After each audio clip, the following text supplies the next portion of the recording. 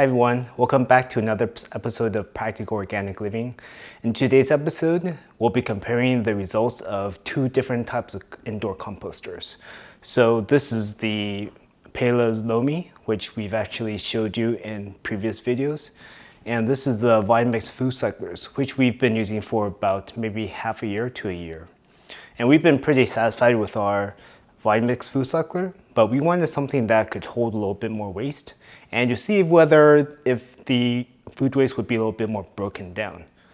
So in today's episode, we'll be running an experiment where we'll be putting the same amount and kind of food waste into the Lomi as well as the Foodcyler. So as you can see, the two different indoor composters are about the same size. And the main difference, I think, is the amount of waste that they can hold. So if I open this up, it seems like the Lomi's capacity is a little bit more than the Foodcyler's capacity.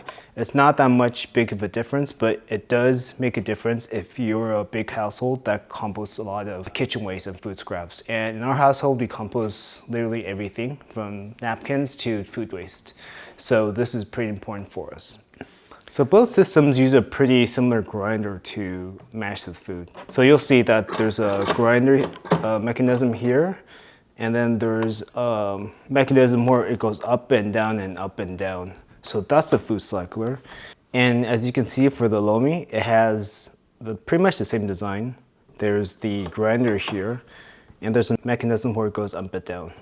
And if we look deeper into the system, we can see that there's a rotating motor in the middle that spins the grinders around for the Lomi.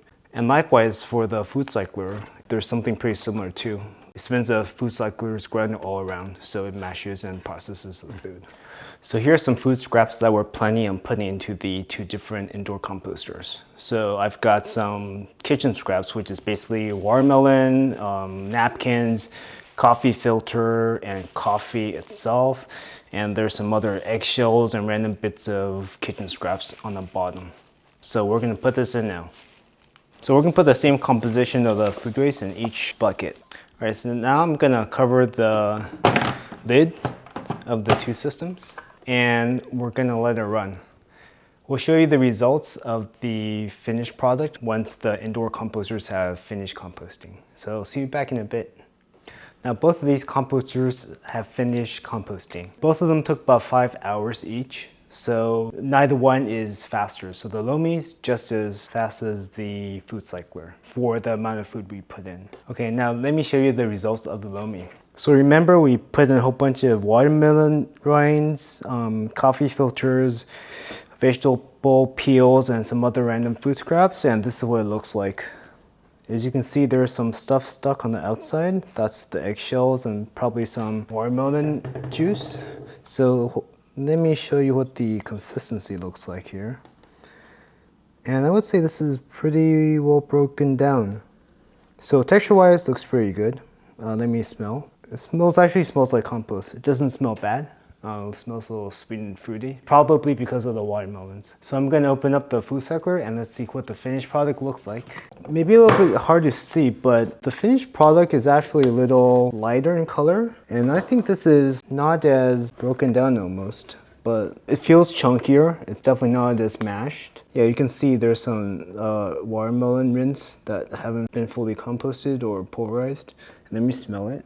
It smells almost about the same, maybe a little less fruity and earthy. So to me, this is not as well finished. I still think that the Foodcyler could have broken this down a little bit more. You can see that there's some bits and pieces of the watermelon rind that haven't fully composted down.